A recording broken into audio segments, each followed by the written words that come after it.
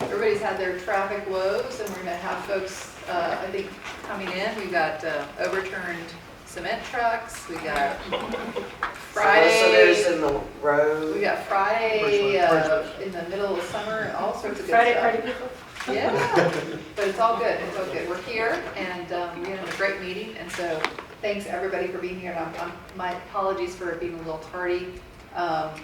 We'll call the meeting order. We'll get started with roll call.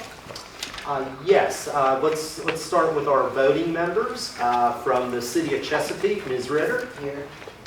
From Norfolk, Ms. McClellan. Here. From Portsmouth, Ms. Terry is not present, but we'll get to the alternate members in a second. Mr. Moore from Suffolk is not present. Ms. Wilson from Virginia Beach is not present. But let's go down to our alternate members. From Chesapeake, Ms. Fitzpatrick. Present. From Norfolk, Ms. Weitzel, absent. From Portsmouth, Mr. Hayes. Present. Thank you, sir. From Suffolk, Dr. Kay. Present. Thank you. And from Virginia Beach, Mr. Wallace. Present. So, Madam Chair, with our alternates present, all 5 cities are represented and are eligible to vote today. Great, thank you so much, Mr. Crum. And just wanted to acknowledge the folks who are on camera, Zoom. Mr. DeBerry, you look well rested and very happy, and I don't know where you are, but it looks gorgeous wherever it is. So thank you for joining us. I appreciate you letting me dial in. Yeah, I'm in the Queen City, Charlotte with family, but family reunion. So thanks to the board for letting me do that. Awesome, great. Who else do we have online with us today? Could I ask Quan McLaurin from our staff? Quan, would you please introduce yourself to the authority members, please? Absolutely. Good afternoon, everyone. My name is Paul McLaurin, and I'm our DEI in Title VI / Civil Rights Liaison here for the HRPDC and HRTPO. So I'm glad to be joining with you today.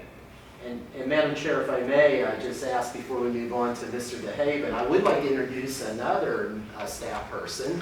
I think it's been with us about a week now, but Ms. Nikki Johnson has joined Greg's department as a new economist here at the HRPDC. And, Nikki, thanks for being with us. You're popular at all the cocktail parties. Oh, of course. Pleasure to meet you all. Thank you, Nikki. And I'm sorry, of course, Matt DeHaven. It's great to meet all the new people. Hi everyone, I'm Matthew Haven, VP for Fiber and Infrastructure with CTC. Great. Thanks so much. And Madam Chair, let the record show that Ms. Terry from Portsmouth is also present. Did you encounter the overturned cement truck too? Yes. Yes, okay. It was, yeah, Chesapeake. You got a bunch of cement going on your highway. Sorry. Great Friday. Yeah, yeah, that's awesome. I'm hoping that was VDOT, not It was the interstate, it was VDOT. I'm with that one. Okay. It was VDOT. So we're going to move to the agenda items. Mr. Crum. Yes, our premier speaker today is John Martin, who will be speaking to us about the opportunities for a global internet hub. Mr. Martin is about 5 to 10 minutes out. Madam Chair, I might recommend that we actually flip the agenda and start with Mr. DeBerry providing our project management update. Great. And we can move through that business, and then, so if we could just make that tweak to the agenda, we can go ahead and move forward. We will do that, and I want to note that Vice Chair Wilson just arrived. We all arrived late because of the traffic. So you were, we're all there. We're all good, a little flustered at the moment, but it's all good, it's all good. So, okay, so Mr. DeBerry, do you mind moving forward and giving us a project update, please? Oh, I'd be happy to. And again, what a great board. You guys look great on camera. Thanks for letting me get on. Let's go ahead. Let's go to right to slide 3, please. Today's briefing is going to be a quick construction and permit update. One slide back, please. And then Mr. Lockerbie will talk about our ongoing negotiations with GTS. So this is the permit construction status that's in your folder. And actually, since we produced this folder. We've had a couple more successes. Zone 2 in Suffolk was approved for permitting, and Zone 3 in Virginia Beach was approved. So 5 of the 6 zones in Virginia Beach are now approved. But taking a high-level view of the map here, we have 28 miles of fiber construction complete, and another 11 miles that's under construction. So we're at about 32% of the fiber ring is either completed construction in terms of conduit or under construction. So, just a quick tour around the map, if you will. In the city of Norfolk, there are a total of 21 miles. Zone 1, which basically goes from Military Highway past Norfolk State and through downtown, is 10 miles. Eight of those 10 miles have been completed. Zone 2 is an additional 11 miles, and 2 of those have been completed. So about 12 miles in Norfolk, or 60%, have been completed. City of Portsmouth, Zone 1 has been completed. That was 8 miles. Zone 2 will be picked up when we go across the Midtown Tunnel. Working very well out in City of Suffolk. Zones 7 and 8 are completed. That's about 5 miles of conduit laid. Zone 6, 3 of the 4.8 miles of fiber have been laid. We're showing, if you look at Zone 5 and 4, it shows in yellow, which is ready for construction, and actually spoke to Danella yesterday, and they'll begin construction on Zone 5, which is about 5.5 miles, on the 12th of June, actually hopefully next Monday or Tuesday. And Zone 4, which is an additional 9 miles of fiber, will begin construction the week of 4th of July. So we're really beginning to make progress. As I said, Zone 2 permit was approved day before yesterday. And we also, in terms of Virginia Beach, we've submitted zones A and B. So 2 additional permitting sites have been set in Virginia Beach. So all in all, we're really making, I think, great progress. Again, about 32% either construction complete or under construction. So I'll pause for questions, because I want to pivot to the commitment that we had made last time in terms of permitting in the city of Virginia Beach. Any questions? Steve, I've got one question. So the big gray area, it looks from Suffolk through Chesapeake to Virginia Beach. What is that?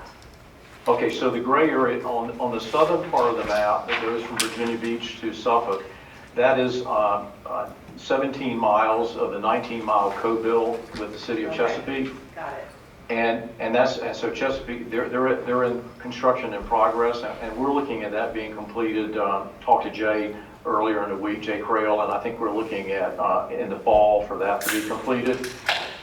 Once that construction is completed, Danella will pull fiber through the conduit. And then if you look at the northernmost part, there's another gray area between,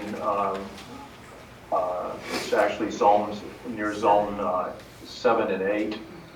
That's 2 miles of Chesapeake co-built also. There's some water treatment plants and other common areas over there also. And my apologies, I'm sorry, because the bottom line of the screen that we see doesn't show the code. So I think it's up there, and I can't see it. So my apologies. So thank you. Oh, okay. Yes. Okay. Yes, ma'am. That's great. Any other questions? Any other? Before we move forward. Okay. Next Okay. slide. You'd like? Okay. So you see the red on the map. You see the red for Virginia Beach. We have 8 total permits submitted to Virginia Beach. 5 of those have been approved. And we had made a commitment in the last meeting between CTC and myself to allocate additional resources to keep us on schedule. If we go to the next slide, the next 2 slides basically show about the final 32 miles of the regional fiber ring that are in City of Virginia Beach jurisdiction.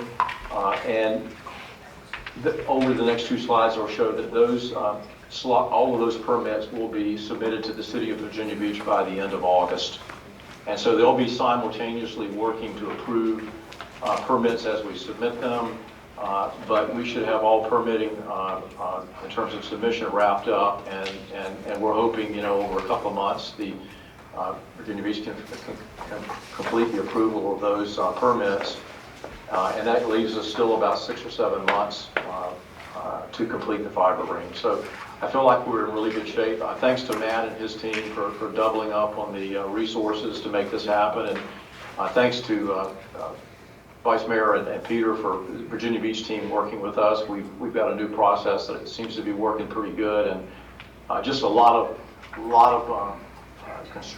construction, a lot of congestion, but I think we're ready to move forward now. That's great, Stephen. Thank you. Any other comments or questions? Yes, Mr. Hayes. Madam Chair. And we're To Madam Chair, Stephen, I was trying to remember on the permitting for the Midtown Tunnel. Yes. Could you go over that little piece again? Sure. Sure. So there's about a couple of miles that is the Portsmouth in-kind, where we are going to leverage 2-inch conduit that City of Portsmouth has over the West Norfolk Bridge. And so that permit will be submitted at the same time that we're working on crossing the Midtown Tunnel. We're meeting with with VDOT now. All of the CTC and Denella folks have been cleared from a security clearance standpoint, and so it just makes sense on that one to build that particular zone and the tunnel at one time, and we'll be pulling 864 strand fiber through the Portsmouth conduit. I was trying to remember. And Go ahead, I'm sorry. so, Cliff, did that answer the question?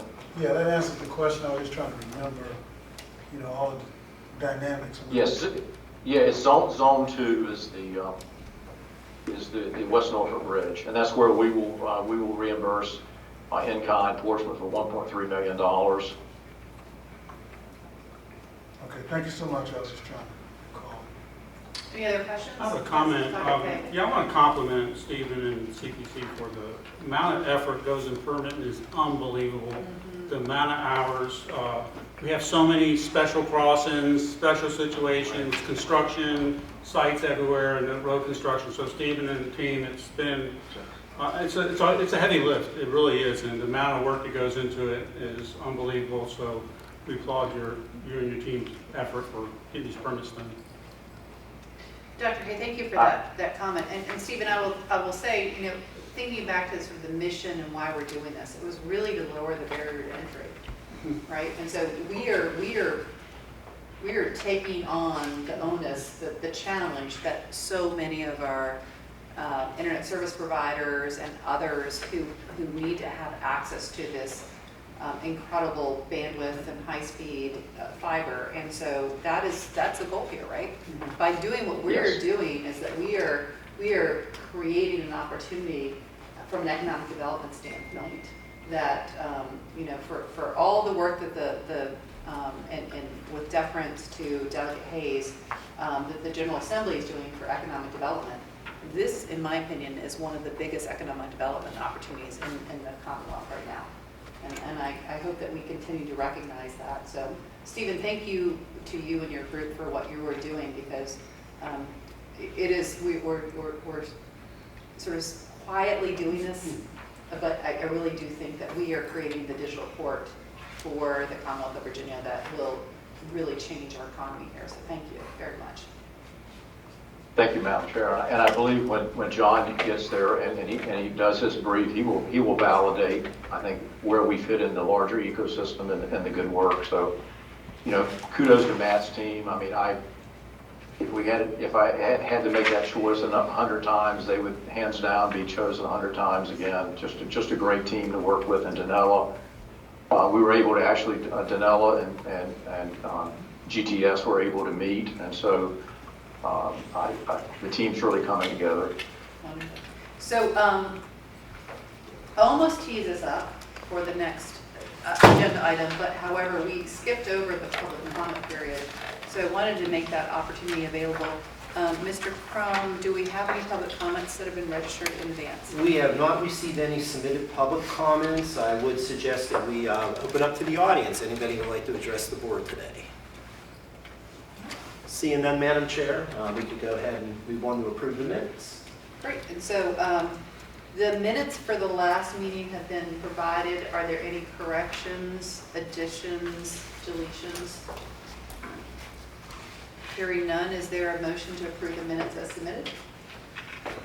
So moved. Second. Okay. Any additional comments?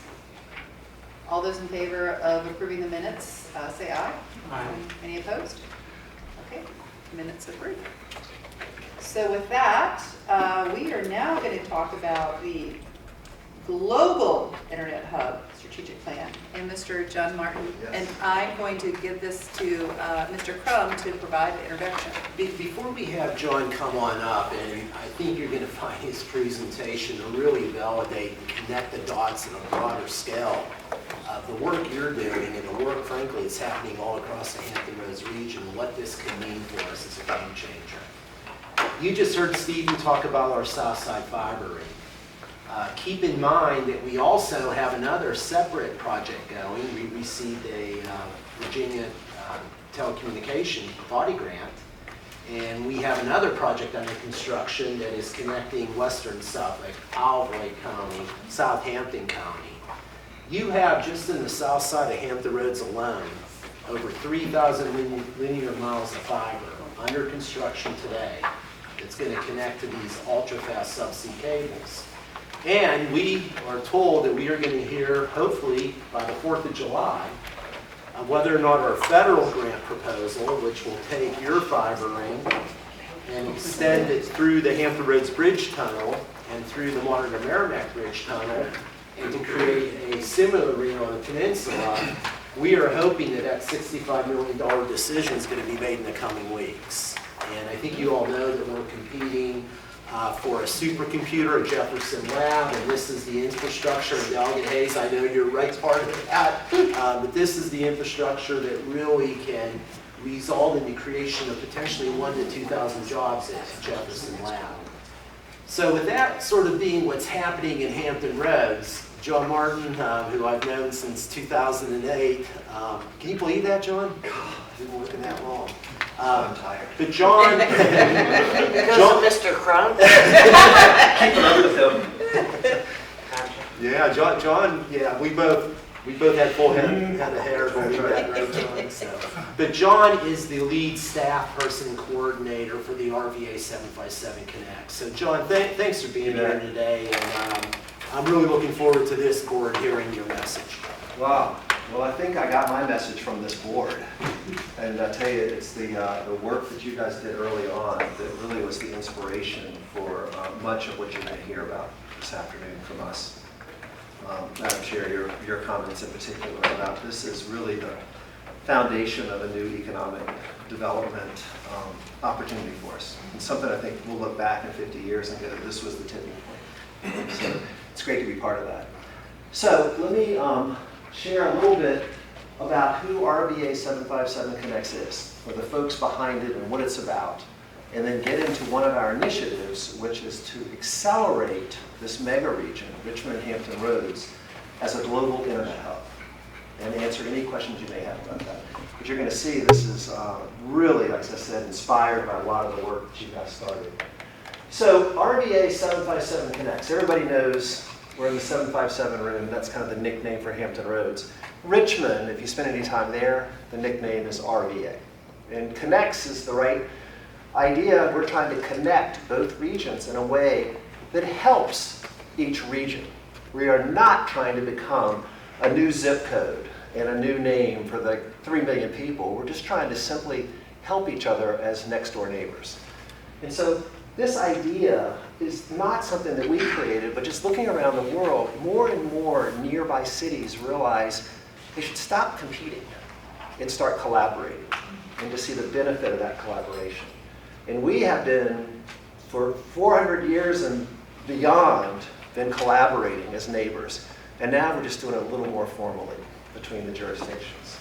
So it really, on an economic development scale, started happening in a formal way with the Research Triangle. And then remember Silicon Valley, when that was first announced, that's a whole bunch of little hamlets out there around San Francisco. It's not just one place. And then Boston's Route 128 high-tech corridor. So these are sort of the grandfathers of mega regions, if you will. And this concept has grown up. Now there are about 12 mega regions, especially if you count Richmond and Hampton Roads, but there are 11. And they're different sizes, and to some extent, different levels of intentional collaboration. The one that's closest to us is really in the Northwest. It's called Cascadia, and they really collaborate up there. They're trying to build a high-speed rail to connect Vancouver and Portland and Seattle. So when you Google mega regions, I love these maps that show at nighttime what the astronauts see, that concentration of lights. And you can look at it in Virginia and see that you have Washington and Baltimore coming down to Richmond and then turning the corner over to Hampton Roads.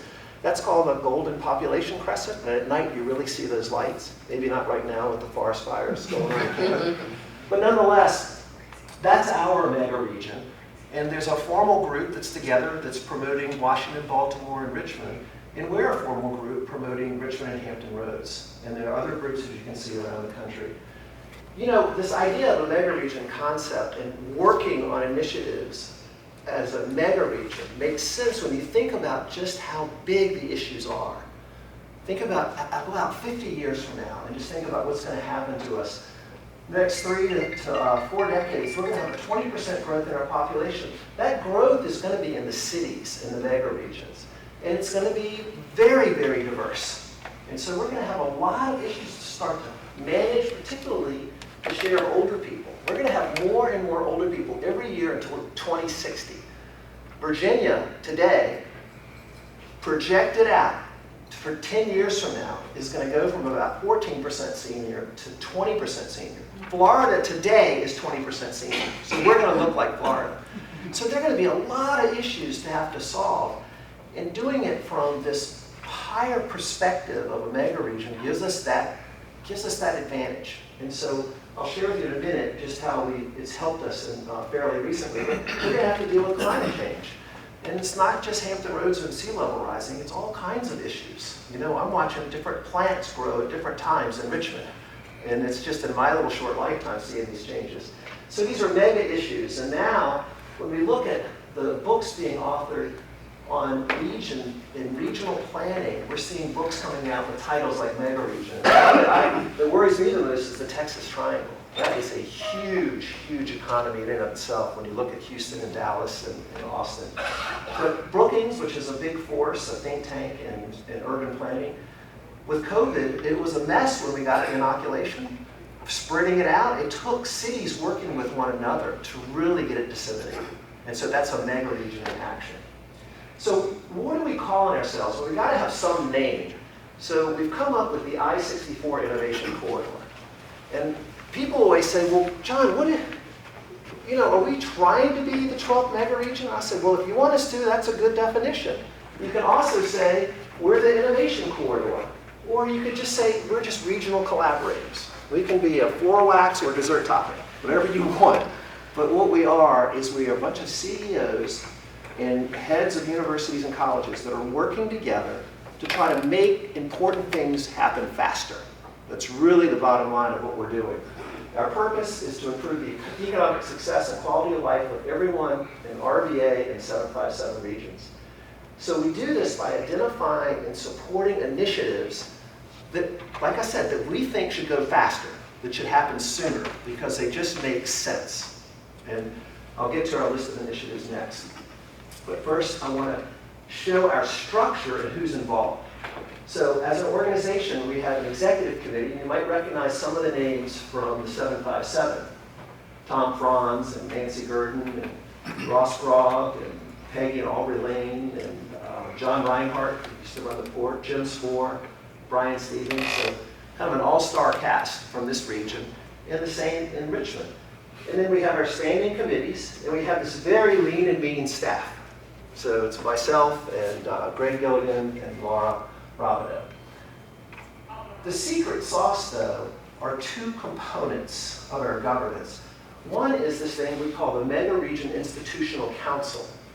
And so these are non-voting members, but look at the parallel structure between Richmond and Hampton Roads. We have both planning district commissions, and the heads of both sit on this group.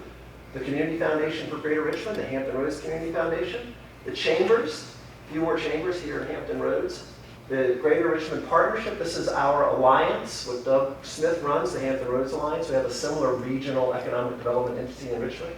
The two Go Virginia regions, and so forth and so on. So you see that parallel. So this is a group that can say, hey, are you guys thinking about this? Or you're thinking about this other topic, you think maybe you should slow down a little bit and really focus over here. These are the guys that are really in the know, just as you've watched how much Bob knows what's going on in this region.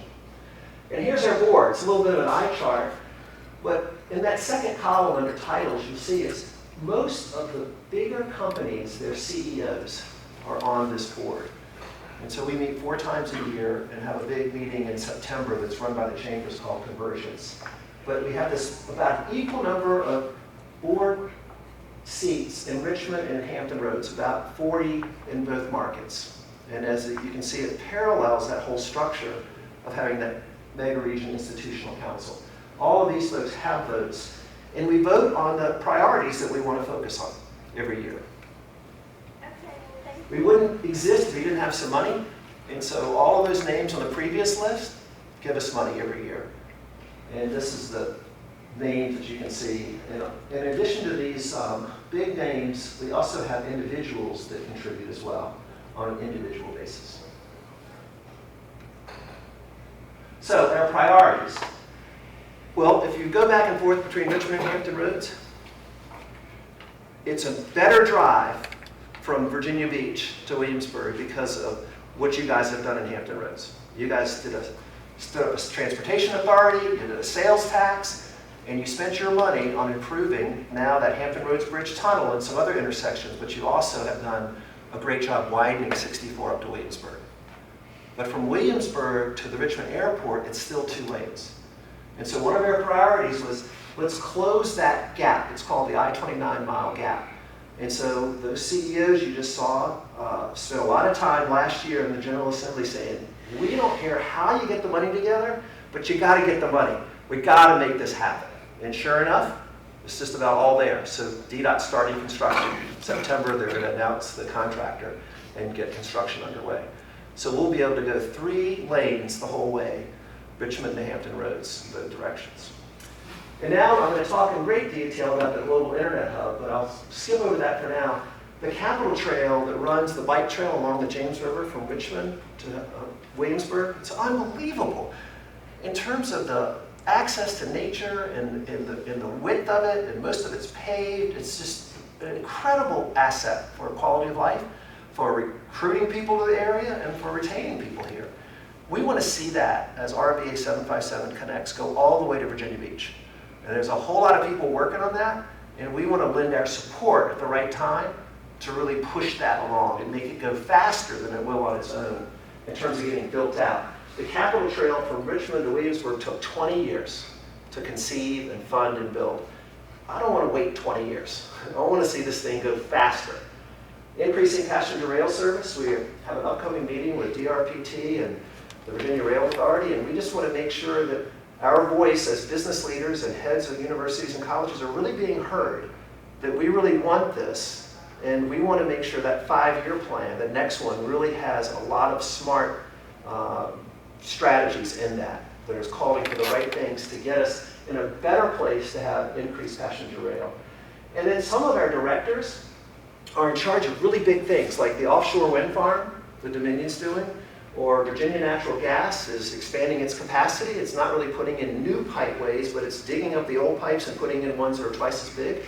And we think that's really important. So we've put our weight behind that. And then Jeff Lab, you guys know all about the pursuit of the supercomputer. And so we wrote a long letter of support for that and have been attending meetings and really trying to say, yes, the CEOs are behind this. And then trying to get people to understand that it's not about losing anyone's identity, Richmond or Hampton Roads. It's about really creating this innovation corridor, this opportunity corridor. And if you look around the country, there are tons of innovation corridors. We want to make sure people know that we have one here and have connected those assets. So you can learn a lot more about us. This is our website. And what you have is one of your handouts is a piece that was funded by Go Virginia. It's pretty much our business plan. And starting on page 19, it profiles the 4 industries that Hampton Roads is going after. They're going after more than just these 4 clusters. And it's in this slick brochure on page 19. Richmond is going after about 7 or 8 clusters, but the 4 that overlap start on page 19, and it's going after transportation and logistics and pharmaceutical life sciences and data and national security and cybersecurity. So these clusters we share, and we want to do everything possible to push them along, and one of the things that connects them is having a really robust digital infrastructure. So we see this as a real strategic move. So any questions about who we are and what we're doing? Okay. So what we're doing is focusing now on the Global Internet Hub. And so you have also as a handout a copy of our strategic plan. And I'm going to take you through the highlights of this plan and show you how it was put together and the people behind it. So what is a global internet hub? What are we talking about? Well, the best way to understand a global internet hub is to look at its component parts. And you guys are actually part of this story. And that's why I said at the beginning, it really was inspired by you. But every hub, every major city or large region is a hub of some standard. And at the base of the hub is basically the networks, those spider webs, if you will, that are overlapping, those terrestrial networks.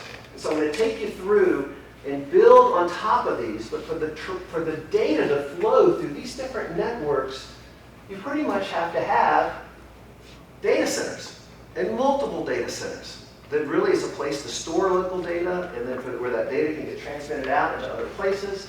So those dots represent a really healthy bank of data centers that are connecting and then storing data on those local terrestrial networks. And here's where you guys came in. You said, you know what?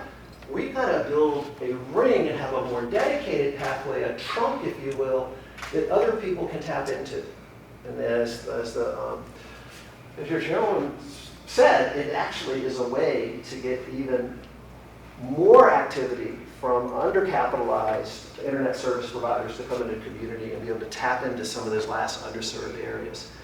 But you start to look at this picture and you realize, wow, with these data centers in the network, you've got to power it. So having reliable power is so critical to being a network hub. You've got to know that it's going to be there and it's going to grow with you. Very few people realize that 20% of all the energy that Dominion Energy creates and sells goes to data centers.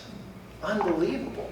And so they really have to keep an eye on that next generation and where are they going to get that additional capacity to keep serving these data centers. Very heavy users of energy.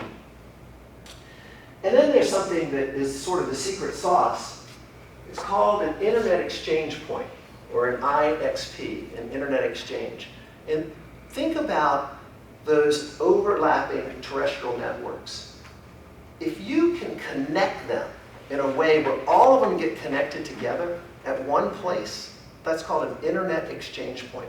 And that can make all of those networks that much more efficient. And in most really robust markets, there's 1 or 2 Internet Exchange Points. So you guys are building a ring in Hampton Roads, but not yet. You don't have an Internet Exchange Point. In Richmond, we don't have a ring, but we have some Internet Exchange Points. So we want to look at this holistically and think, what does that mature Internet hub look like? And think about it from the standpoint of not just Hampton Roads, but this mega region. And then you throw in subsea cables. There are 500 of these around the country and around the world. 500. They last for about 25 years. We had a couple of consultants help us with the strategic plan. And one of them, Telegeography, is the world's most foremost expert on subsea cables. How many there are, how old some are, where the next ones are going to be placed. And they said, we're going to have 10 to 12 more of these on the East Coast in the next 10 years. And there's no reason why we shouldn't be in the running to get a few more to complement what's already coming ashore at Virginia Beach. But these subsea cables provide, and the ones that we have in particular, the fastest, most direct route to get to Europe, or to get to South Africa, or we haven't gotten there yet, or to get to South America. And so right now, in terms of going offshore, Virginia Beach and Richmond, with these subsea cables, has about 18% of the international traffic on the East Coast. Already, we're just getting started. We are just getting started. But I want you to recognize this and to think about it in terms of all of this coming together to create what is an internet hub. In the case of subsea cables, a global internet hub. And so that firm, Telegeography, rates around the world based on a lot of different variables who is a global internet hub. And you said, well, why is that important? Well, it's important because once you get on that map, we are growing so fast in our data needs that there are investors trying to say, where should I be next? Where should I go? And if you're recognized around the world as a place that has come from 0 to 60 and has 18% of the traffic going off the eastern seaboard, oh my gosh, we got to invest here. And there's another thing that's happened that's given us a little advantage. Hurricane Sandy, when it hit offshore, came into New York and New Jersey with the rage. It made a little Western Europe dark because of all the flooding in data centers and just kind of tore up some of the digital infrastructure.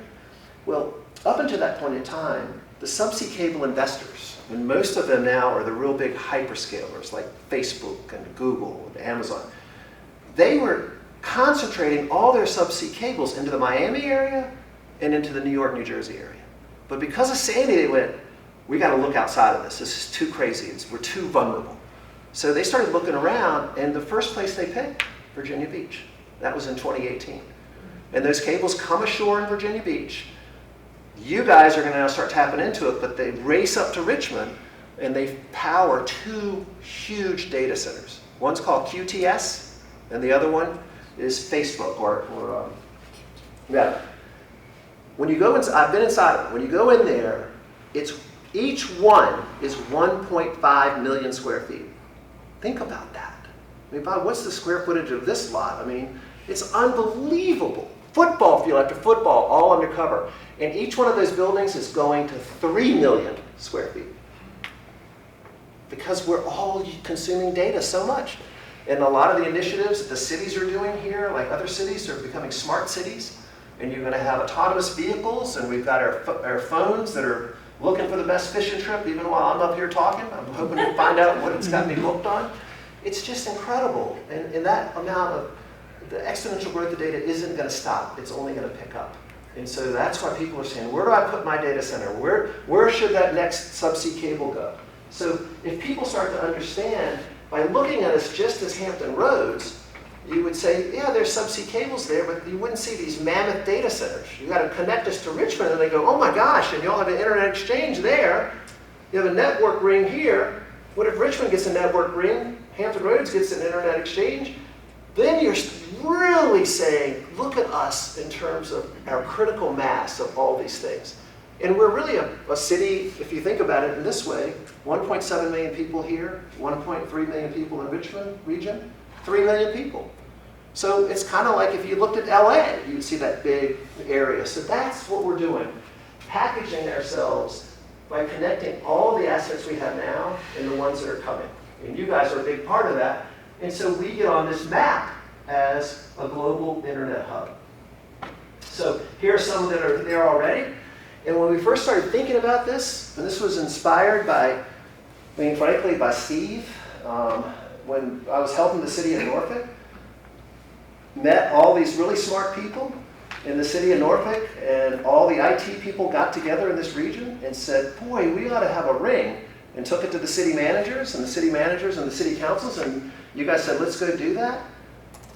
That said, wow, if people can recognize this, what if we use that formula in a bigger way? And so we had an opportunity to invite the guys in from Marseille, who have in the last 5 years gone from 0 to getting on the top 10 list of global internet hubs. We invited them to our meeting. They had wonderful French accents, and they were zoomed in. We'll be on if they were German. Would have been. And they told us how they did this. And the one thing they said was, we did a strategic plan. Yeah. that we brought intentionality to things that were going to happen. You guys were going to do your ring regardless of this global internet hub concept, right? And I can say that for other factors. But because these guys pulled people together and got them in a room, they all started talking to each other and going, oh my gosh, I can help you on this. You're going to that conference, let me help you. And it just started to snowball into their plan. And they looked at all of our assets and they went, we didn't even know about you guys. And now we're like kind of impressed. And if we had one thing to tell you is to do a strategic plan. So we said, okay, we know how to do this. So before I get to how we did the strategic plan and what's in it, and this is like taking coals to Newcastle for you guys, but why you want to be a hub. You know, you want to be able to have the most advanced digital platform.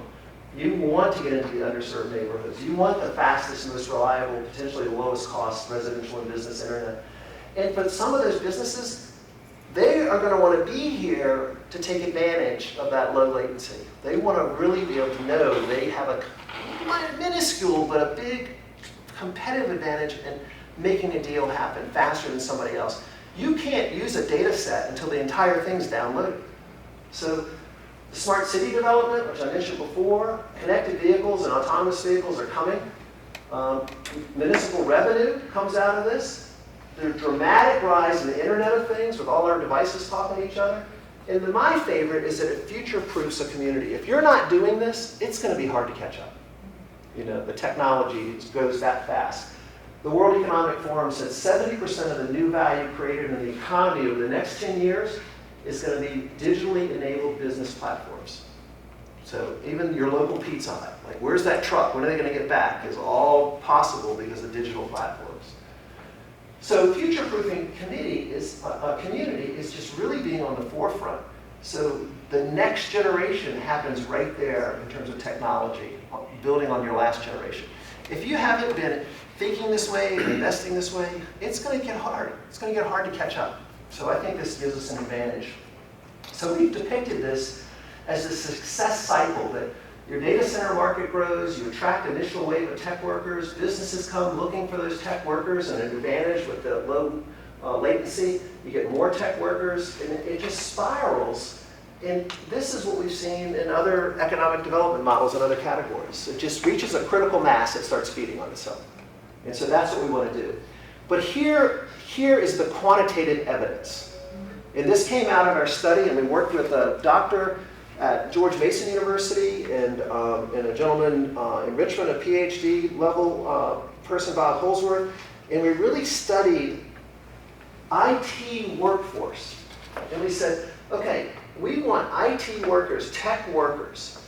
How many tech workers in the US, tech jobs in 2022? 5.8 million. They've grown, that category, SIC code category, has grown by 6.4%. That's the average across the country. And look at the nice salary, $111,000, $800. That's great. But now let's look at those cities that our consultants have said are really digitally infrastructure wired. And look at their average growth rate of those top interconnected cities, 7.6%. Now let's look at the people that we compete against. This list came together from the Alliance and from the Greater Richmond Partnership. These are the cities that we most find ourselves in competition for business deals. Look at our average growth in the tech workforce, 7.3. Not as good as the rock and roll infrastructure cities, but certainly ahead of the national average. Now let's come down to Richmond and Virginia Beach. This is the Hampton Roads community. 4.1, 4.6. We don't have the tech workers we need. We gotta get more tech workers here. They're not going to come if we don't have the infrastructure. So that's part of this whole thing. In the future, these are going to be the guys that everybody wants, because everything's going to be built around technology. So how are we doing? Well, I hope you got this big point, is that it takes both of us to become a global internet hub. Richmond doesn't have subsea cables, you guys do. You guys have the network ring that's going to be turned on very soon. Richmond doesn't have one. So I want you to think about this. It's not one over the other. It's both of us together to make something happen. And so what we did is said, thank you, Marseille. We're going to do a strategic plan. Go Virginia gave us some funding. Other folks came and did matching. We formed a steering committee. The guys that put in money are Dominion Energy, the City of Virginia Beach, Henrico County, Hampton Roads Alliance, ODU, Cyber Firm in Williamsburg and Hampton Roads, and then we got the Go Virginia grant. So with all of this, we put a steering committee together. And this is what we've been doing over the last 8 months. On the last 2 or 3 pages of this document are the members of the steering committee. 62 people. Met 8 times, a couple times in person. Unbelievable. We used that money to hire some international consultants, and these are the folks. Telegeography is the firm that has never really consulted before, but they rank and rate locations, and I convinced them they wanted to turn into a consultancy to come and see us because I wanted to meet them.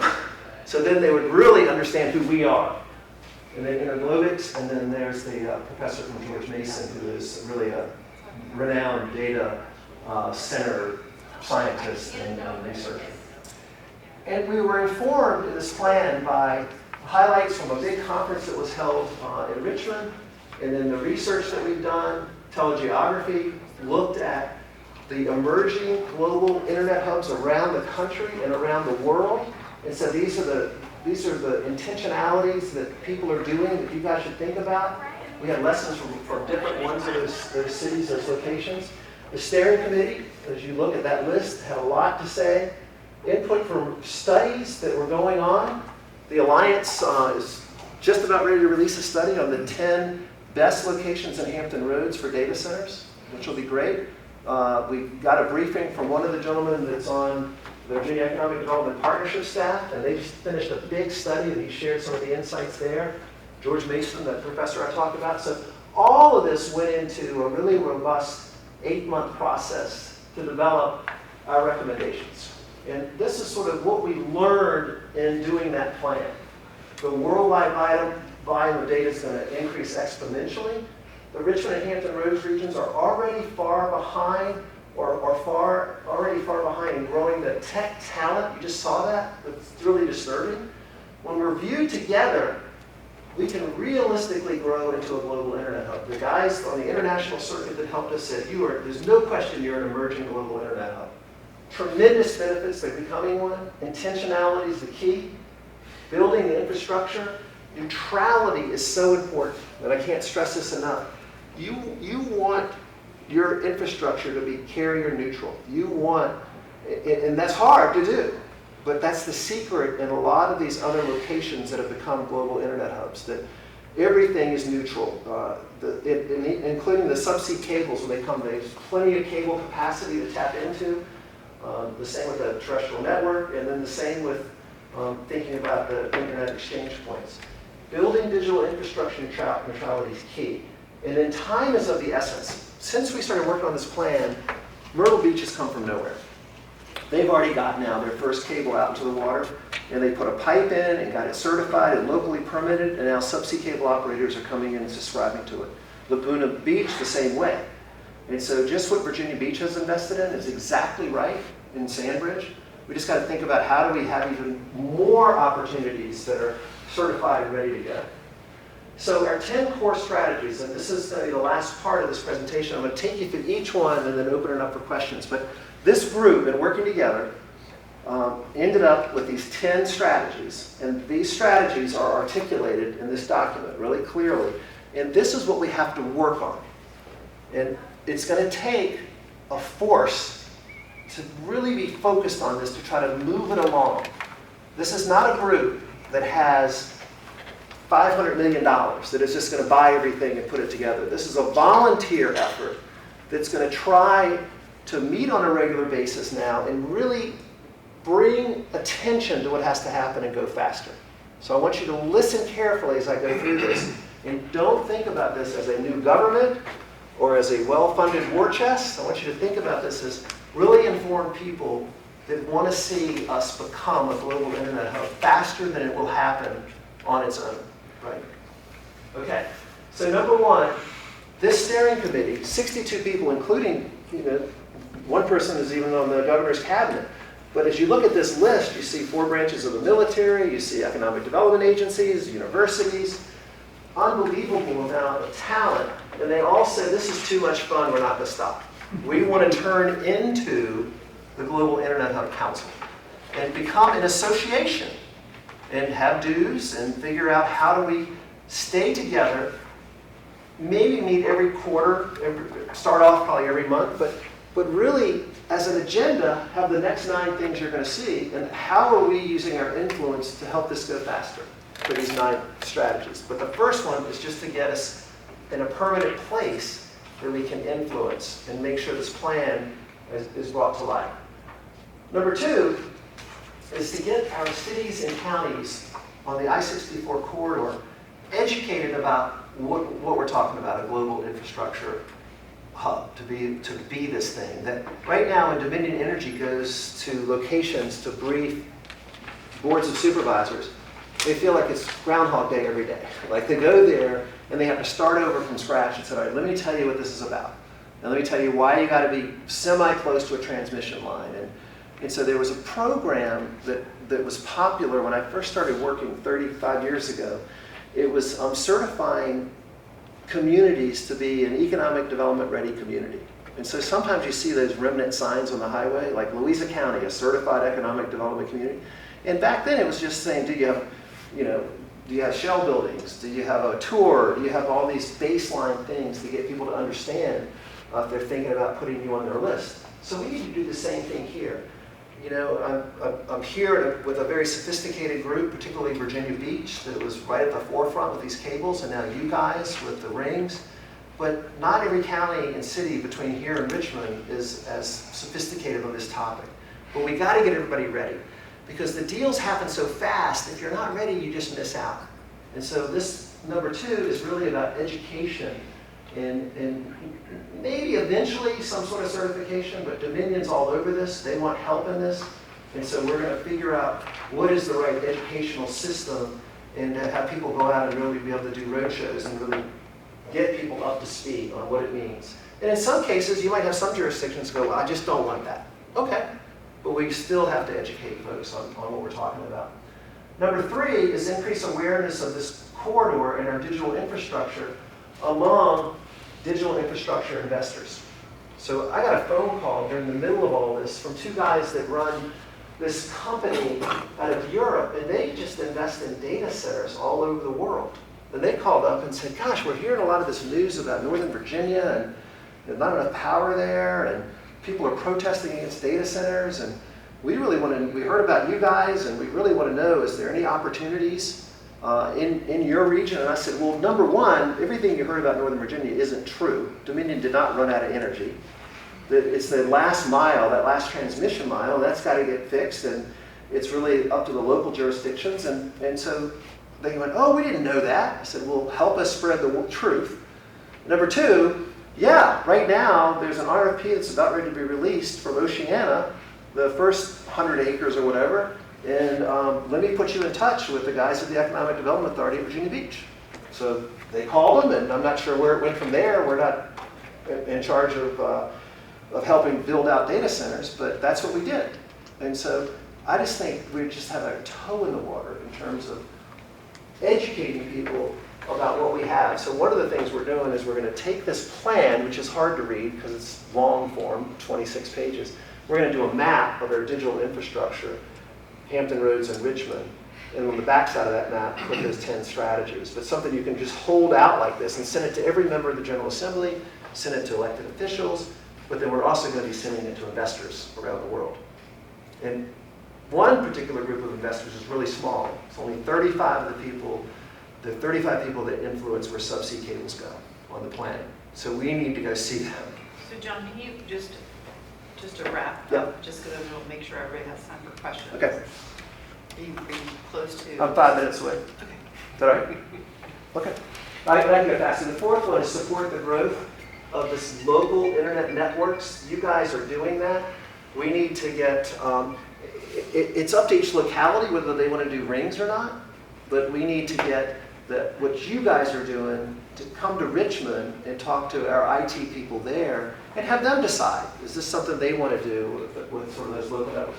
Another big thing is that when you look out across the bed of the Chesapeake Bay, having cables run haphazardly is dangerous because it's hard to believe, but subsea cables get damaged by anchors from ships. And so if there was a map that said, don't anchor here, that would be helpful. And so the Virginia maritime industry and the Coast Guard and others are working towards this. We want to make this go faster and get certified in Virginia, that here are the lanes where cables can go. And then thinking about that, just where your cables are right now in Sandbridge and in Camp Hamilton, just think about, can we have those designated corridors? And this is something that everybody in this industry really wants. It really would be helpful to have that. Number 6 is prepare data center sites. This is, boy, in my life I see so many things, but in economic development terms, Virginia is behind. We don't have sites that are ready. So now the governor is going to put a big fund out there, and Virginia Economic Development Partnership and the local regional guys are going to be able to tap into this fund to get sites ready. And so what we want is to build on the work that the Alliance has done to say, how can we pick 3 or 4 of these sites and get them to the next level of certification? And so Go Virginia is saying this is a great plan, put a proposal in to get some funds to help certify sites, to get 2 or 3 in each region. And then talking with Jason Alcubi, who is the head of economic development, he goes, you know, we could do that, or we could also tap into this other fund, and maybe they get certified as not only a data center ready site, but also an advanced manufacturing site. But let's go do that, because we don't want to miss out when someone says, where can I put something? And number 7, encourage the growth of IXPs. And again, we're fortunate to have some in Richmond. We have 3, and we've got to get it in Hampton Roads. Number 8 is support what you guys are doing and to spread the word on what you're doing. You guys are ahead of Richmond in this capacity, and anything we can do to help out here and bring attention to this, we want to do. And then think about, ultimately, maybe we create a loop, and by turning on dark fiber that connects Richmond and Hampton Roads and connects our rings. This is a long-term idea, but how do we continue to build out that digital infrastructure? And number 9, I mentioned it before, really be a cheerleader for Dominion and setting the record straight in all our materials and marketing. And then the last one is something that I think is going to be more and more important, is over time, look at what kind of talent we need to make them homegrown, and to really see what some of those colleges and universities, make sure that they're working together in a more coordinated fashion. Just announced was an MS in Data Center Systems Engineering at Southern Methodist University. So I know a number of schools like ODU and Raymond Mary are gearing up in cybersecurity, but are we thinking about this whole systems integration in terms of digital infrastructure? So that's what we're doing. We're really excited about it. We're one of y'all's biggest fans, just because we know a little bit about what you're doing, but we feel like we've just begun, and this is going to be a priority of the CEOs that are on the RVA 757 Connects board, and it's going to be a long-term journey, but we hope our presence makes it happen faster. That's our story, and we're going to stick with it. Questions? I've got a whole host, but I'm going to open it up to folks here at the table. For Stephen, do you have any comments? I'm sorry. Any comments that you'd like to add to the discussion? Well, you can, so I'd like to say that both Bob Crum and Peter Wallace are on the steering committee that I served on with John, and you see John's enthusiasm for this. If he was a football coach, he'd have a national championship team, and I think that I think he did a good job of putting into perspective where we fit in this overall ecosystem and just how important it is, reducing barriers to unserved, underserved areas, economic development. I think we have a great partner in GTS, and that's going to help us in areas of reduced overhead, and I think the carrier neutrality that we need. But as Ms. McClellan said, the $25 million capital investment we've made is a barrier reducer for many smaller companies who would never be able to come in and provide the capital. So we're really excited about this. And GTS is looking at potential partnerships for last mile. They don't necessarily have to fund and build it all. There's a lot of fiber in this region, and we're talking to folks there. And actually, I think Ms. McClellan on GTS might have mentioned it, but they've now hired a technical expert, Nick Pasquaretti, who is a former Executive Director for the Eastern Shore of Virginia. He will be providing the technical oversight that helps, Matt's team and Danella kind of connect with GTS on that technical aspect of business. They also brought Pat Cody on as an advisor who also was involved in the Eastern Shore, so that they know how to bill rates, how to do customer surveys, and successfully operate a network. So I'm really excited about the growing partnership. And John, again, thank you. I've known you for about 7 years now, and your just infectious character, keeps everybody. If you can't get motivated after that speech, there you go. There you go. Friday afternoon motivation, go team. Yes, Bob.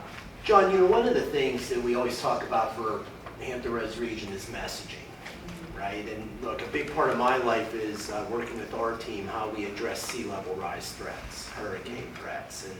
And sometimes there's this conversation, well, data centers just aren't going to want to look at Hampton Roads because of potential storms and hurricanes.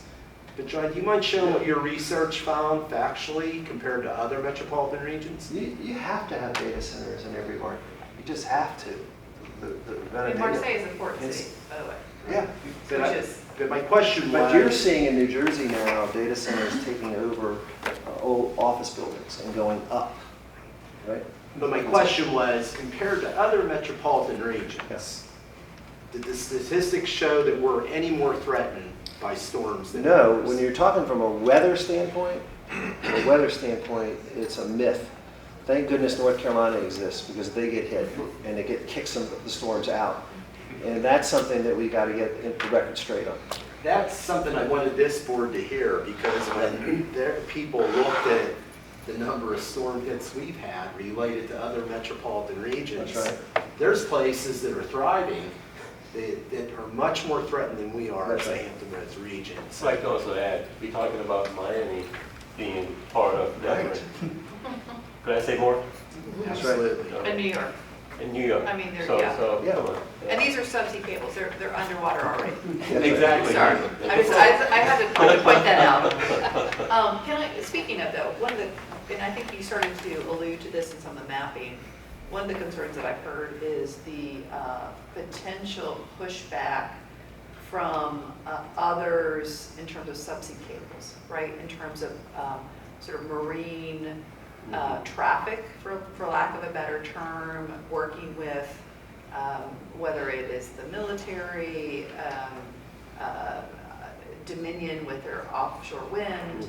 How are we, do we need to have some federal coordination for what we're doing? I think absolutely. In addition to that, we need to educate people. And is there, And I that's- guess my other question is, are we limited to the future of how many cables can come into Virginia Beach based on that? Marseille has, 15 subsea cables coming ashore. We could have many more. They want to have a diversification of landing sites. So they don't want to all come to Camp Pendleton, and because then they want to have that the cable landing station. They want to have that for those subsea cables that come there. But they would love seeing like the Sandbridge location. But they would like to see a subsea landing station connected to that one, not to have them both come to one. So that redundancy and that diversity is important. So if you look at Marseille, their subsea cables come in, but it's all along the whole ocean front of the whole region of Marseille. And so that's what we have to think about. So the next comment I'm going to make, I need you to say, repeat after me, John is not an expert on subsea cables. But with that said, in this committee and working with telegeography, as they looked at things, they said, there's no reason why you couldn't start thinking about other landing sites in Virginia Beach and even the Eastern Shore, because there's tubes all along the Hampton Roads Bridge and the Chesapeake Bay Bridge Tunnel. And so you could land there and come right through those and have another cable landing station at that point. And so that's just a whole nother idea that needs to be explored. But having we're not going to end up with 20 subsea cable landings. And what our experts have said, there's no reason why you guys, if you're not aggressive, you can't get, 2 or 3 in the next 10 years more than you have now. Because we got 4 at Camp Pendleton, 3 are being used. There's 1 opening. And then if you talk to Greg Twitt out at Global Links, out in Sandbridge, he has that 1 pipe that's approved that goes out in the ocean. They've got 2 sold. They got 2 more. So we have 3 more ready. So would it make sense for us to have another landing site? And that's beyond my pay grade, but that's something that we should be thinking about. We, after doing this plan and having Taylor Adams and some of his folks working hand in hand with us on this plan, they're excited about going to talk to some of those subsea cable operators and investors to say, would you be interested in us? And so that's something that we want to do right now. So again, sorry, but do we have any restrictions based on this concern of Not that I know right now. subsea traffic? Because that's what I've heard from Global Links, that there is potentially an issue here. And it's everywhere. So it's my understanding, it's not like we're the only place that's at risk. There are stories in every harbor. What it would be great for us is to say, no, we've taken care of that. That's off the table. Here are the lanes. So how do we do that? That's a good question. And are we working with our federal delegation? Because it seems that is the issue here. And I think we need to. I think we need to take it to them now. Do you all understand what I'm talking about Yes, here? and I think the other variable now is the wind farms, Yes. so Yeah. where they're coming in. And I think Stephen had, brought that up prior, that this is a big issue in this area because, and now they're talking about wind farms off of Carolina, That's right. potentially feeding this, That's right.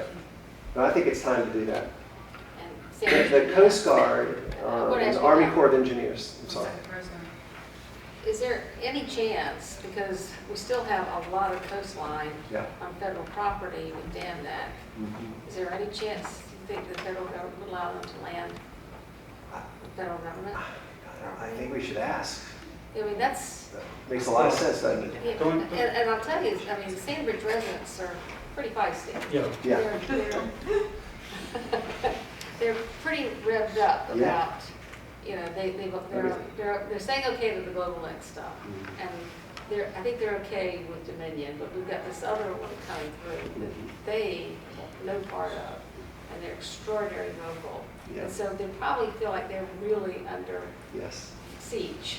Yeah. And so I think we have to sort of take that into consideration. Yes. But I think you're right. there's a huge area Yeah. with the federal government that Yeah. The only thing I would say, Navy's been opposed to the wind farms because of water space. So they've said, hey, you're in the space that I operate.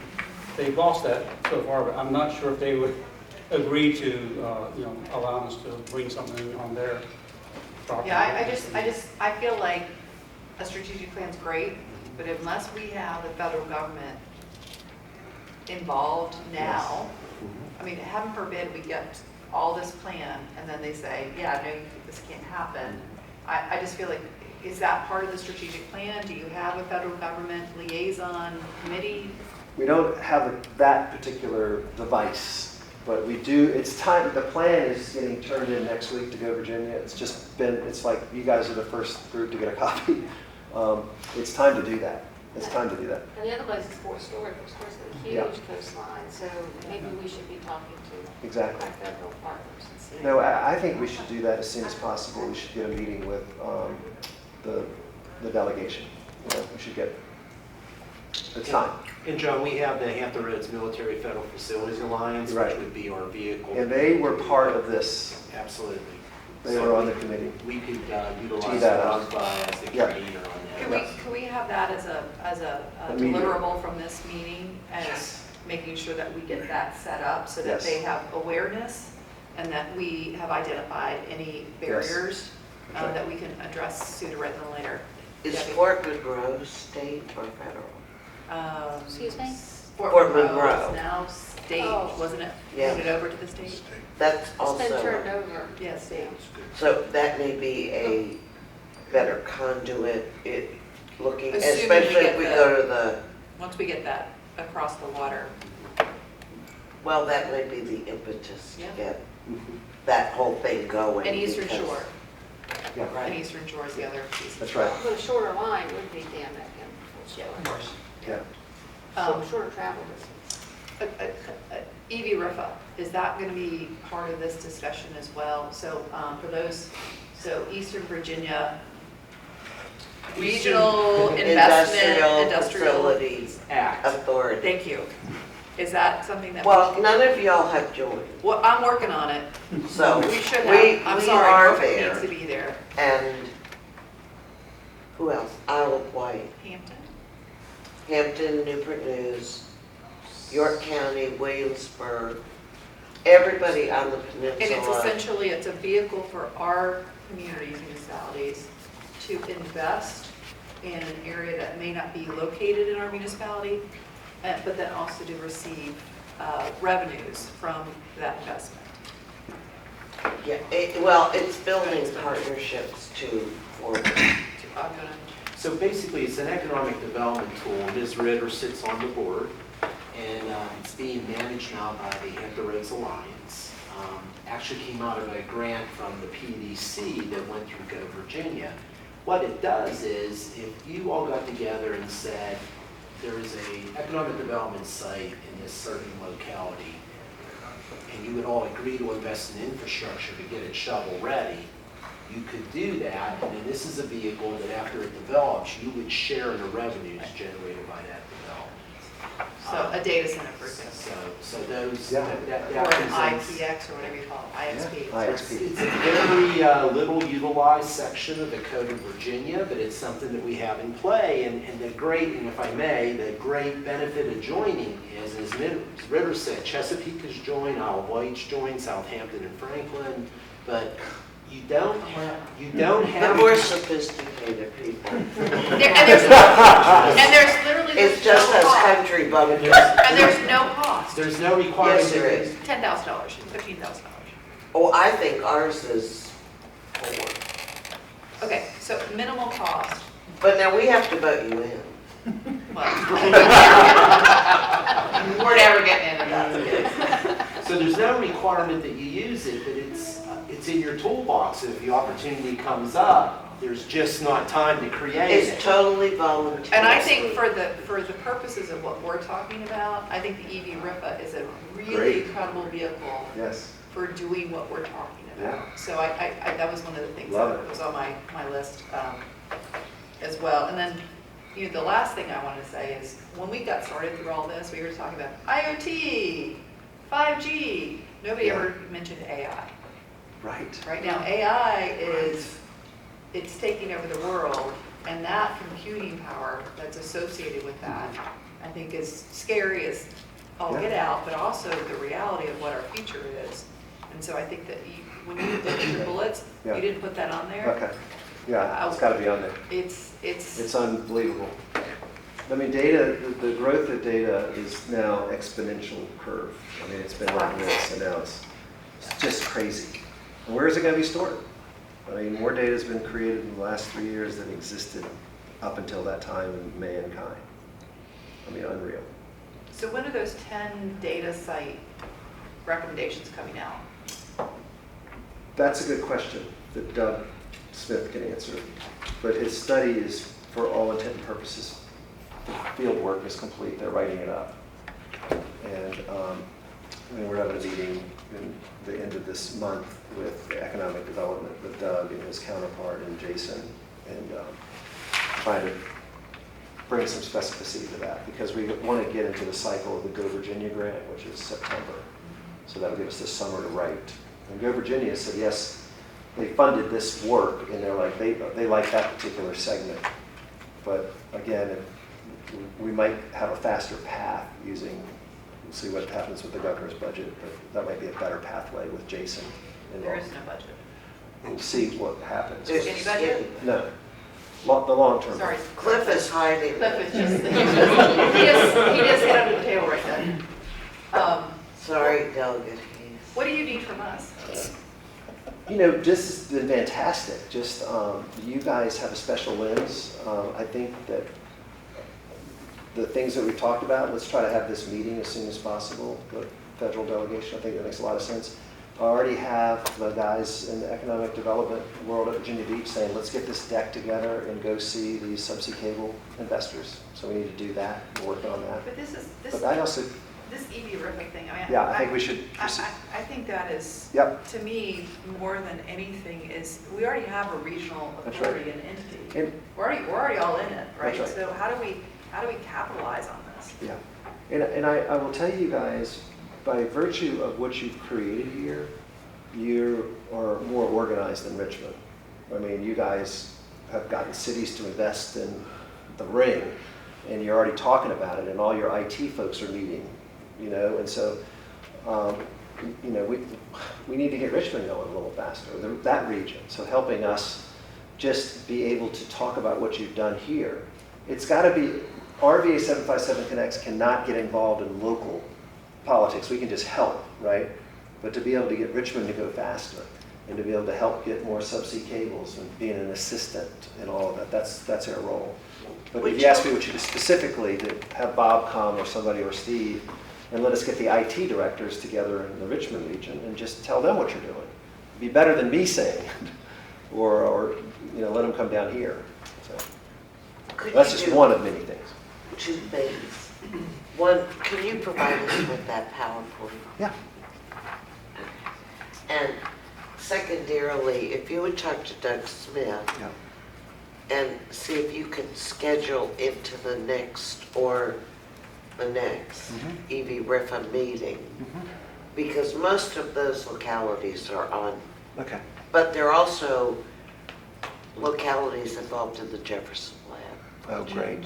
Yeah. So, and they have a few smaller Yes. ready sites. So I think they'd be very interested Okay. in your presentation, and you don't have to cross any of the tunnels. That's the one, they're very proprietary, they always meet over there. I just want to go around and yes. Yeah, just one comment. So the talent really bothers me. So us CIOs, every day we have to compete. It's hard to find IT talent. So I think from a region between the universities up there and down here, there has to be some, you know, thought about specific training, certifications. I know you talked about it, but that's gonna, I mean, it's a drain on our environment. Cybersecurity has been the big word for, you know, the last 5 years, and they're paying a lot of money. A lot of times outside of our area. Yes. And we're competing heavily with Northern Virginia and the Research Triangle. So I hope, you know, I think that's going to be the lag. And companies look at that, right? So when they look at the chart, they get the same information. They say, oh, where's my talent going to come from? That's So right. I know that's going to be. And that's something that ODU and Wade and Mary, we need to get a subcommittee going on that 10th one and just make sure that, you know, it's just by their nature that they're siloed. Right. And we got to break that down a little bit. But isn't it also, I mean, isn't there an opportunity at the community college class, Yes. the high school level and certifications? I just don't know Definitely enough. certifications, definitely. Because I just feel like if we're only going to focus on four-year institutions, we're never going to get there. Absolutely, absolutely. And I know that, I think we're hearing though that a lot of the tech world is not doing real well right now. You know, there's lots of layoffs and, I mean, right. Amazon's laying off and all of that. It seems like there ought to be some kind of pool of people out there that Yeah. we start to tap into, since we're having problems with people and a lot of tech companies are laying off. Well, that gets back to another topic I'd like to talk about sometime. Move here. I'm and just you saying, get we $7,570. we have probably done more research than any firm on this topic in Hampton Roads. And no one knows who we are. We're not advertising. And that is a single, make me king for the day and give me $10 million. That's where I would put it, to get people to come here. And I got all the research to show you. But that's not this topic. Well, it is. It's to Rosemary's point. Yeah, I mean, you have places like Columbus who are doing huge multi-million-dollar tech talent recruitment campaigns. I have 25 of the smartest people who work for me in my company. We do research studies. When I'm not running this mega region thing, I have a marketing research strategy shop in Richmond. We do a lot of work in Hampton Roads. I have 25 really spooky smart people. 5 of them have been a target of Columbus, Ohio, getting videos, direct mail, hard, old kind of direct mail, brochures, emails, recruiters calling on behalf of Columbus, not even an employer. Say, look at all the jobs we have here. Look at this data bank. And they're showing this stuff to me, and I'm like, and we're, Okay, so that don't, yeah. Hampton Roads, your road to home. Yeah, there you go. Thanksgiving, homecoming, Christmas, we Yeah. talked about it all Yes, the time. there's We'll so many find things at our we should be doing. airports and everything else, Oh. all the boomerang kids who've moved away, when they're coming Come on back. Come But on. we're not Not running those mine. ads. We're not running that Come on kind of back. thing. Anyway, this has been very helpful. So our deliverables are talking about the federal delegation and talking about concerns with regard to that, talking about workforce development and making sure maybe there is a discussion bringing Sean Avery in and talk about what we're doing workforce development wise. How do we do a better job? Because if you build it, they will come is limited to, Yeah. we don't have the workforce, they're not going to come. So I think that's a big piece, and I appreciated that conversation. And also having John, we'll talk to the EV Alliance, River. being on the EV Yep. River board agenda too, from his request. Yep. And And let's not leave out Norfolk State. That's course. They give us All the some above. things. yeah. And so I think we need to capitalize on their ability also.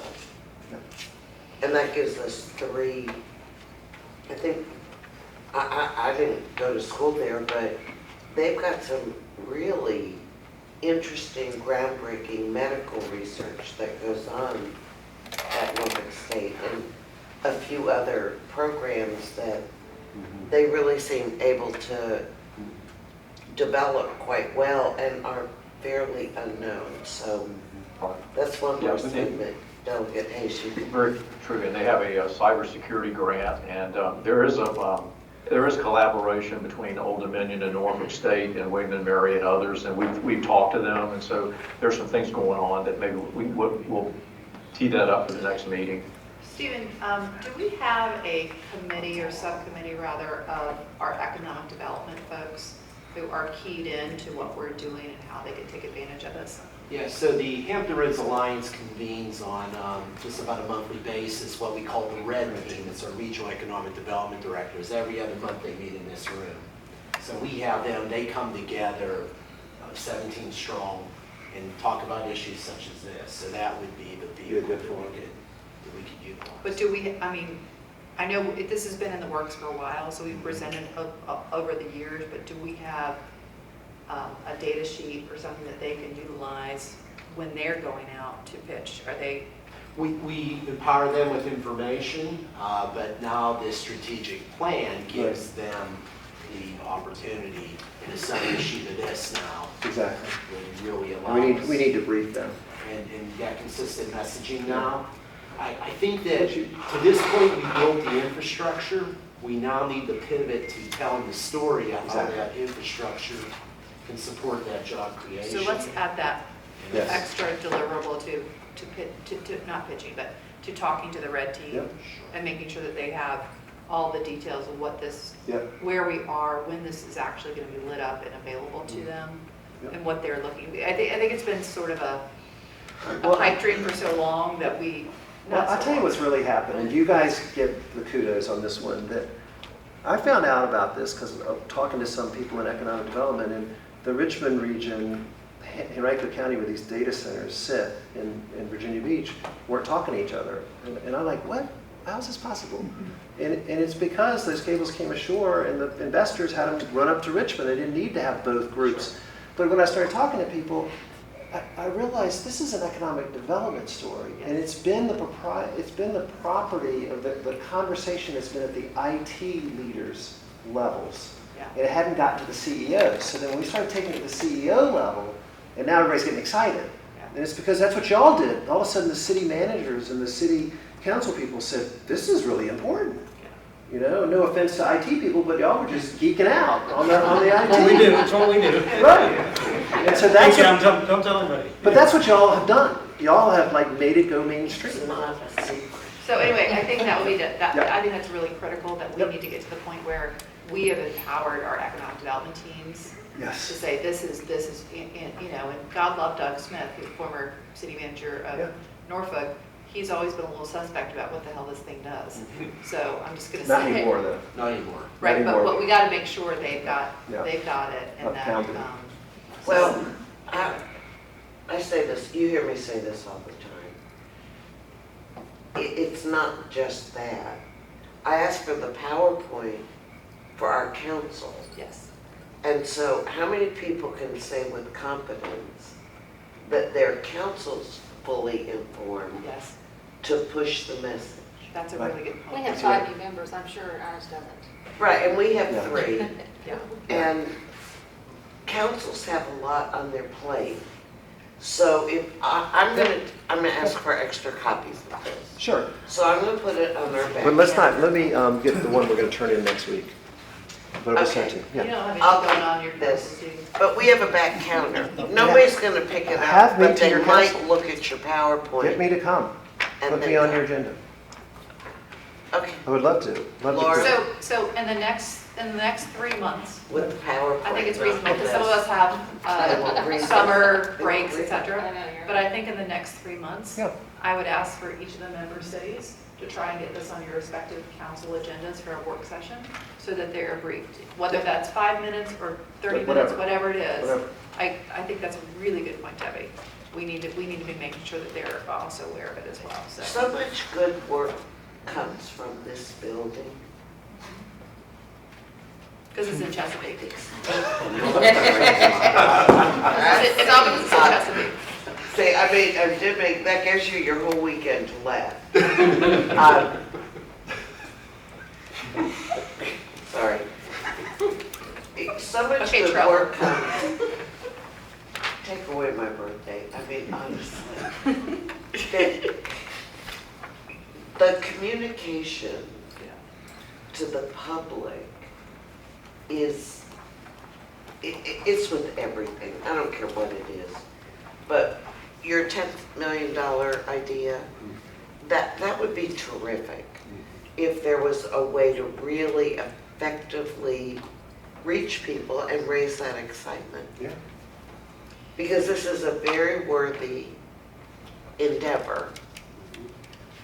So the challenge is, it's like, we want to talk about it, we're not quite there yet. So when is the exact right time to get there? So I think we're at that time where we talk to our council members, we're talking to economic development, we're talking to our federal delegations. These are all the discussions that we should be having right now, while Stephen and CTC are doing all the heavy lift Of the ring. of the ring. So I feel really good about where we are there. And back to all of your comments about the messaging. We are at a pivot point as a region. There is no other region in the country with $6 billion with a B of interstate highway improvements under construction. They're all going to be completed here in the next several years, which you paid for as 17 local governments. On top of that, there's no region that's really creating a new industry around offshore wind. I was on a call with the Alliance this morning. There are 2 sites, and our partners from Portsmouth know this very well, but we're talking about blade finishing facilities and other facilities at Portsmouth Marine Terminal. 1,000 to 2,000 jobs that can start a brand new industry. Huge. Right? We have everything we talked about today on top of that. There's no other region that has all those assets. The time, the message is now. This is our moment. It really is to pivot and tell this story and really take our region forward. So I think the time's now. It really is. Yeah, it's very exciting. Great. Okie dokie. Well, thank you for so much time on a Thank you, Friday John. afternoon. I appreciate Thanks, it. John. Sorry, I hope you're staying in town for the weekend. Not this one, but. Okay. Stephen? I have to say that again, thanks to John, but we need to give Mr. Lockaby a little bit of time to brief us on the GTS negotiations also before we close out. Sounds good. Thanks, John. Okay, all the way. Well, that's more of an update than it is a full-on report.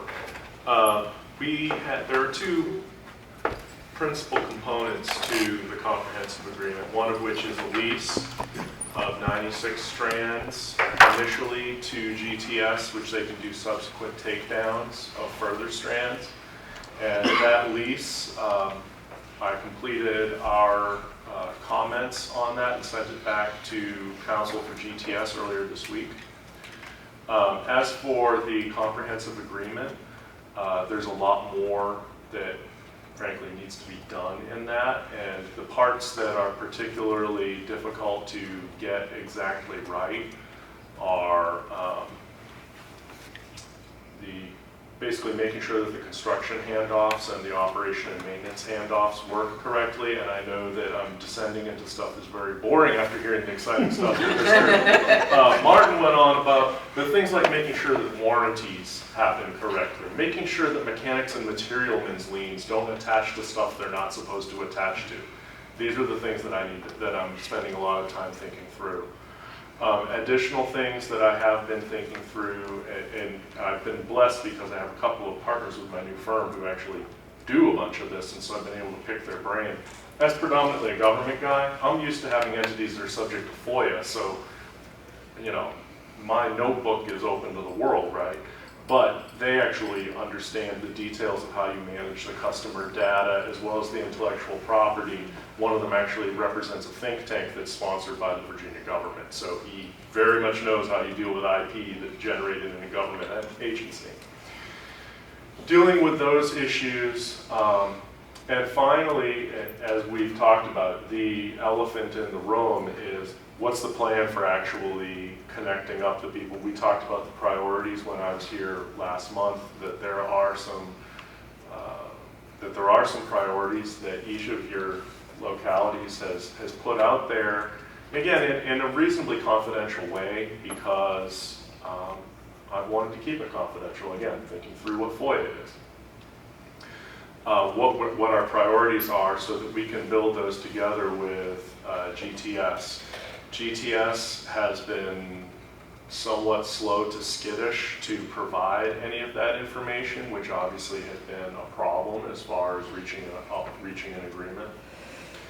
But my understanding is that with the new program manager that they have brought on board, who was formerly with ESVBA, they will be much more aggressive about making sure that we can take the information that your localities gave me, which honestly, you would pay well into six figures to get that kind of market data if you had to go and hire somebody to come up with it. And I haven't. So being able to go through and share that information with GTS in order to be able to be signing up major institutional users, hopefully even before the ring comes online. I'm trying not to shortchange this, and I realize that probably all of you wanted me to have finished this agreement 6 weeks ago.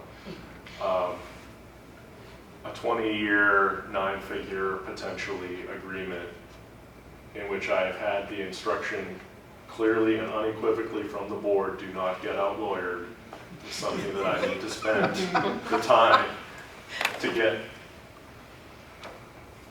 the first set of drafts back and forth right, so that there doesn't need to be more than about 2 sets of drafts before we're done. Are you confident or comfortable that you're on the right path? Or Yes. are there any red flags that we should be aware of?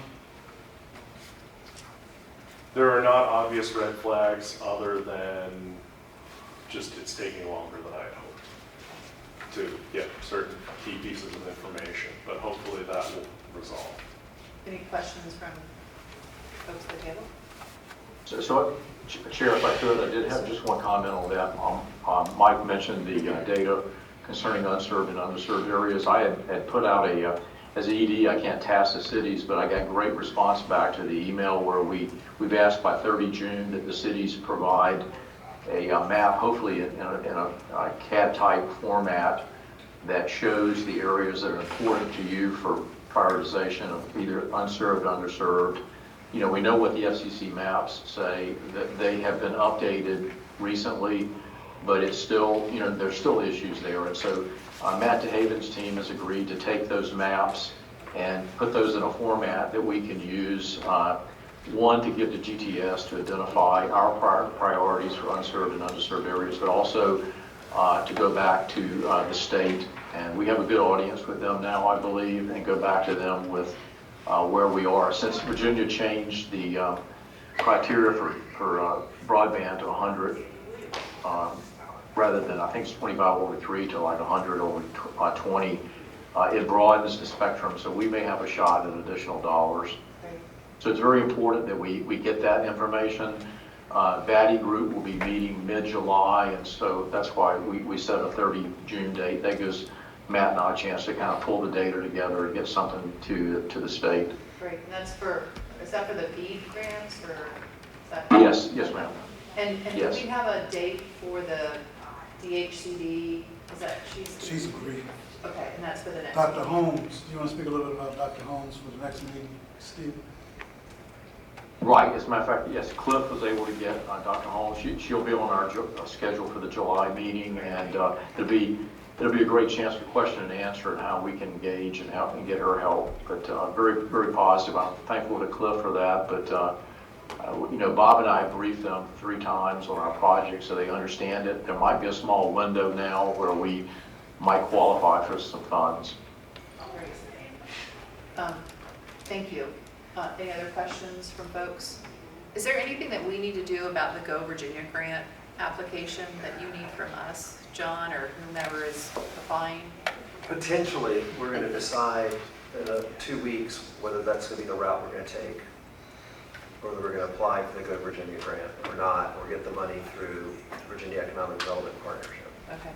And so we'll be immediately circling back after that meeting. So at our next meeting, we'll have some indication of what we need. Yeah. When is The next meeting is in July, Yeah. and it is, I think it's the 14th. I'll pull that up. it is on the 14th. Yes, thank you. Yeah, yes, and so in addition to Dr. Holmes, we'll give a project update for sure, and I should have all the financial data in to give you an end-of-year financial report, but we'll be on budget for the operational budget. And just to tease you a little bit, when Matt and I worked on how much interest would we need to earn so we wouldn't have to go back and ask for additional money, we set a goal of $735,000, and we've earned about $790,000 in interest. I expect another $300,000 to $500,000, so there'll be some, you know, room. We haven't run into any what I'd call super difficult construction issues, so there have been no major change orders other than what we talked about. That's great. That's good news. Thank you. So I'll be out So, right? next Yeah. month, Peter, you represent us beautifully. Any other old or new business to discuss? Anybody want to go see a cement truck and Chesapeake? Stephen just jinxed us by saying there's been no big problems encountered so far requiring change orders. So I hope you never say that this early along, Stephen. Yeah, I just knocked on wood. Okay. Yeah, but I do appreciate. I think we're focused on, you know, construction timeline and budget, and so far we're doing okay. Subject to, as Matt said, breaking something tonight at 11 o'clock. Well, I appreciate, as always, everybody's participation in the meeting, and I think we've got some good deliverables moving forward, and I'd encourage each of our municipalities to think about scheduling an update with your councils, whether it's before or after we do a summer break. And I think we're all trying to get through it. Well, Norfolk still has a faster budget, so you guys are all done, but I had some other thing. We did it, it's painful, but we did it. Yeah, it's next week, whatever. That said, you know, there are things called amendments. yeah. I'm biting my tongue right now. So with that, if there's no other business, we will see you, some of you in July. So this meeting's adjourned. Thank you, everybody.